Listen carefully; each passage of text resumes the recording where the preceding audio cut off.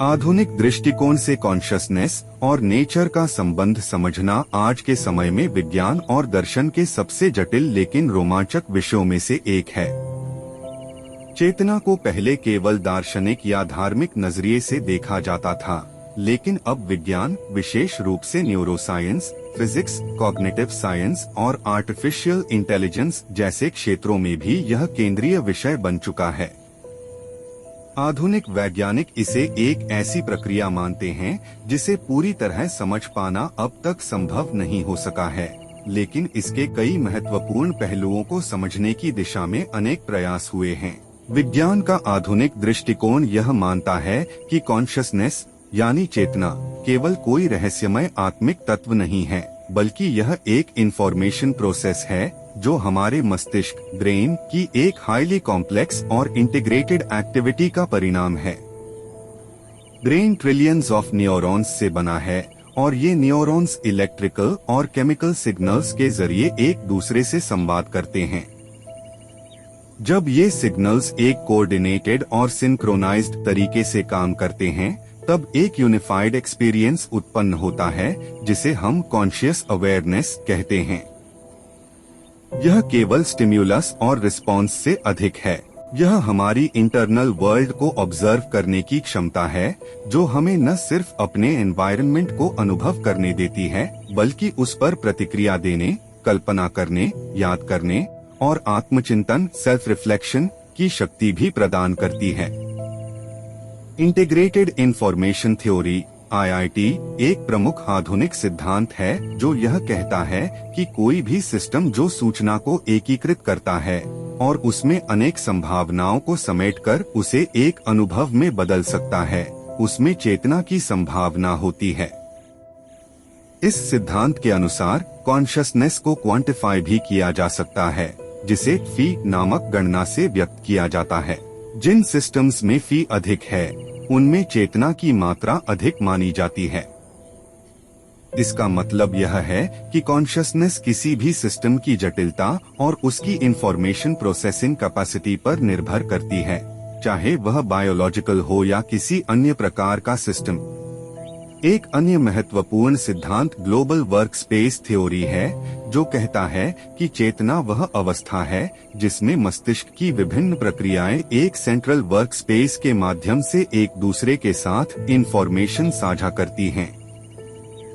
यह बहुत कुछ एक थिएटर की तरह है, जहां ध्यान केंद्रित करने वाली इंफॉर्मेशन स्पॉटलाइट में आती है और पूरे सिस्टम के लिए एक्सेसिबल हो जाती है। ये सारी बातें यह बताती हैं कि चेतना एक एवोल्यूशनरी सुविधा हो सकती है, जिससे कॉम्प्लेक्स ऑर्गेनिजम्स अधिक कुशलता से निर्णय ले पाते हैं, एनवायरनमेंट से इंटरैक्ट कर पाते हैं और सर्वाइवल की संभावनाएं बढ़ जाती हैं। कई वैज्ञानिक चेतना को प्योरली फिजिकल फेनोमेनन मानते हैं। उनका मानना है कि जैसे ग्रेविटी, मास और एनर्जी फंडामेंटल प्रॉपर्टीज हैं, वैसे ही कॉन्शसनेस भी किसी न किसी फॉर्म में फिजिकल वर्ल्ड से ही उत्पन्न होती है। लेकिन कुछ विचारधाराएं ऐसी भी हैं जो यह मानती हैं कि consciousness might be a fundamental entity itself. Panpsychism इस विचारधारा का प्रतिनिधित्व करता है। इस विचार के अनुसार हर वस्तु, चाहे वह इलेक्ट्रॉन हो या प्लैनेट, किसी न किसी रूप में कॉन्शसनेस से जुड़ी होती है। Consciousness is not emergent, it is intrinsic. इसका तात्पर्य यह हुआ कि पूरी प्रकृति में चेतना बसी हुई है, लेकिन उसका स्तर और प्रकटीकरण अलग अलग है। इस दृष्टिकोण में नेचर और कॉन्शसनेस के बीच कोई अंतर नहीं, बल्कि वे एक दूसरे में समाहित हैं। फिजिक्स के क्षेत्र में भी चेतना को लेकर कई सिद्धांत प्रस्तुत किए गए हैं। सर रोजर पेनरोज और स्टुअर्ट हेमरॉफ ने ओरचोर ऑर्केस्ट्रेटेड ऑब्जेक्टिव रिडक्शन नामक एक कंट्रोवर्शियल थ्योरी प्रस्तुत की, जिसमें यह कहा गया कि कॉन्शसनेस ब्रेन के भीतर माइक्रोट्यूब्यूल्स में घटित होने वाली क्वांटम लेवल एक्टिविटीज से उत्पन्न होती है। इसका इम्प्लीकेशन यह हुआ कि चेतना केवल क्लासिकल न्यूरल एक्टिविटी का परिणाम नहीं है, बल्कि उसमें क्वांटम इफेक्ट्स की भी भूमिका हो सकती है। यह विचार कई वैज्ञानिकों को स्पेक्युलेटिव लगता है, लेकिन इससे कॉन्शियसनेस को केवल मटेरियलिस्टिक बाउंड्रीज तक सीमित मानने की प्रवृत्ति पर सवाल खड़े होते हैं। आर्टिफिशियल इंटेलिजेंस और रोबोटिक्स के क्षेत्र में चेतना को लेकर बहुत ही गंभीर बहस चल रही है। आज हम मशीन्स को इतना एडवांस्ड बना चुके हैं कि वे रीजनिंग, प्लानिंग, परसेप्शन और डिसीजन मेकिंग जैसे कार्य करने लगी हैं। लेकिन क्या ये सिस्टम्स सच में कॉन्शियस हैं या वे सिर्फ प्रोग्राम्ड रिस्पॉन्सेस दे रही हैं? यह प्रश्न खुला हुआ है। कुछ लोग मानते हैं कि अगर हम किसी मशीन में ऐसा सिस्टम बना पाते हैं जो इंफॉर्मेशन को इंटीग्रेट करे, एक्सपीरियंस जनरेट करे और सेल्फ रिफ्लेक्शन करे, तो वह भी कॉन्शियस मानी जा सकती है। वहीं कुछ विचारक यह कहते हैं कि मशीन चाहे कितनी भी इंटेलिजेंट क्यों न हो, वह इनर सब्जेक्टिव एक्सपीरियंस, क्वालिया को जनरेट नहीं कर सकती और इसलिए उसमें चेतना नहीं हो सकती। यदि हम नेचर की बात करें तो वह चेतना की उत्पत्ति का माध्यम मानी जाती है। एवोल्यूशनरी बायोलॉजी के अनुसार प्रकृति में चेतना का विकास एक निरंतर प्रक्रिया रही है। सबसे पहले सरल जीवों में सेंसरी अवेयरनेस आई, फिर नर्वस सिस्टम्स विकसित हुए और अंततः ब्रेन जैसे स्ट्रक्चर्स का निर्माण हुआ। यह क्रमिक विकास यह दर्शाता है कि consciousness is an emergent property of biological complexity. इसका अर्थ यह हुआ कि प्रकृति ने धीरे धीरे चेतना को इवॉल्व किया और मानव जैसे प्राणियों में यह सबसे अधिक विकसित रूप में दिखाई देती है। लेकिन कुछ विचारक इसे और गहराई से देखना पसंद करते हैं। वे मानते हैं कि consciousness is the way nature observes itself, यानी ब्रह्मांड में चेतना का विकास इसलिए हुआ ताकि प्रकृति स्वयं को देख सके, जान सके और अनुभव कर सके। यह एक अत्यंत गूढ़ विचार है, लेकिन इसमें एक गहरी संभावनात्मक सच्चाई छुपी हुई है। यदि हम यूनिवर्स को एक डायनामिक, इवॉल्विंग सिस्टम माने, तो चेतना उसके भीतर उत्पन्न होने वाला वह बिंदु है जहां वह अपने ही स्वरूप को पहचानने लगता है। इसमें चेतना केवल जैविक प्रक्रिया नहीं, बल्कि नेचर की सेल्फ रिफ्लेक्शन की शक्ति बन जाती है। इस समूचे दृष्टिकोण से देखा जाए तो आधुनिक विज्ञान चेतना और प्रकृति के संबंध को द्वंद्व की तरह नहीं, बल्कि एक सहयोगी प्रक्रिया के रूप में देख रहा है। चेतना प्रकृति की ही गोद में उत्पन्न होती है और वही चेतना प्रकृति को अर्थ, उद्देश्य और अनुभव प्रदान करती है। बिना चेतना के प्रकृति एक निष्प्राण प्रक्रिया भर होती है और बिना प्रकृति के चेतना की कोई भूमि ही नहीं होती। यह संबंध द्वैत से परे जाकर एक एकात्मता की ओर इशारा करता है, जहां कॉन्शियसनेस और नेचर एक दूसरे के प्रतिबिंब बन जाते हैं। यह विचार की चेतना केवल मस्तिष्क की क्रिया नहीं, बल्कि पूरे ब्रह्मांड में व्याप्त एक गुण हो सकता है, विज्ञान और दर्शन के मिलन स्थल पर खड़ा है। यह मानवता के लिए एक नई दृष्टि खोल सकता है, जहां हम प्रकृति को केवल संसाधन नहीं, बल्कि एक जीवित चेतन सत्ता के रूप में देख सकें। शायद यही वह मार्ग है जो आगे चलकर हमें न केवल चेतना को समझने में मदद करेगा, बल्कि जीवन और अस्तित्व के गहरे रहस्यों को भी उजागर करेगा।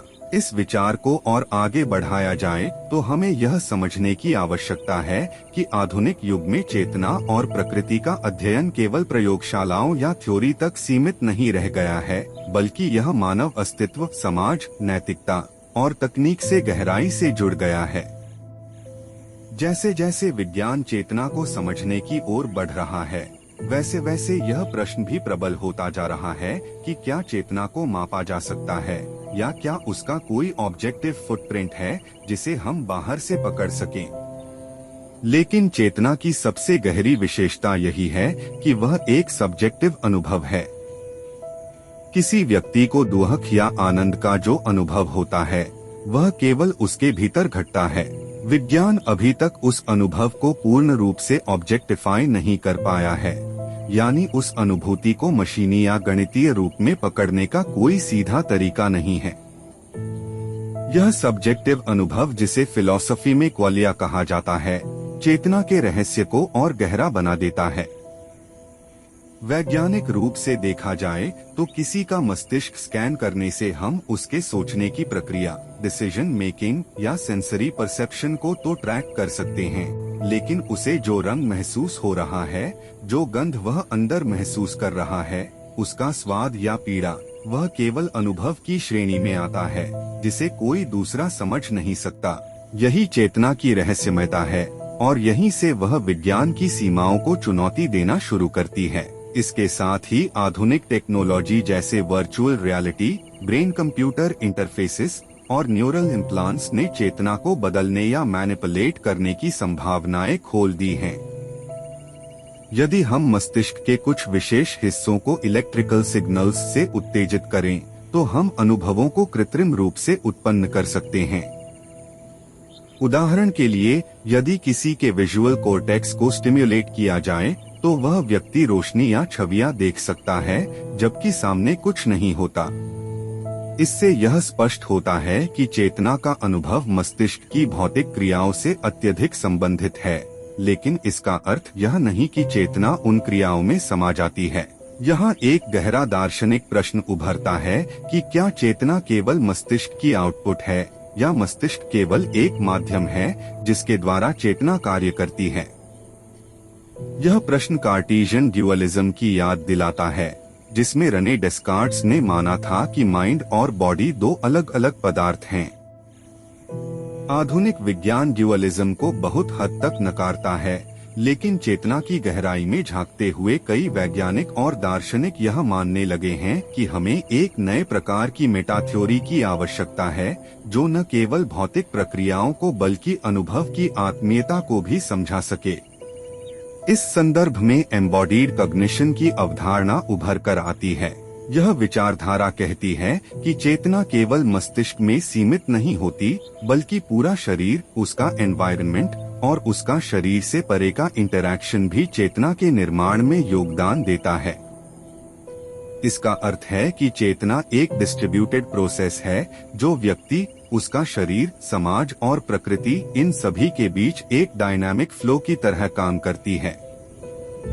यह विचार हमें चेतना और प्रकृति के संबंध को और गहराई से समझने का अवसर देता है।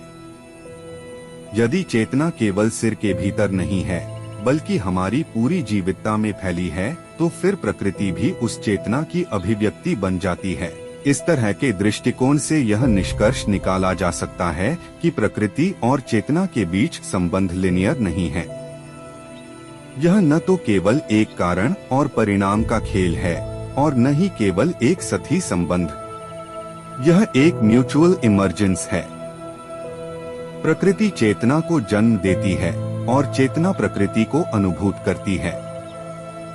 चेतना के बिना प्रकृति की कोई अनुभूति नहीं होती, और प्रकृति के बिना चेतना की कोई जमीन नहीं होती।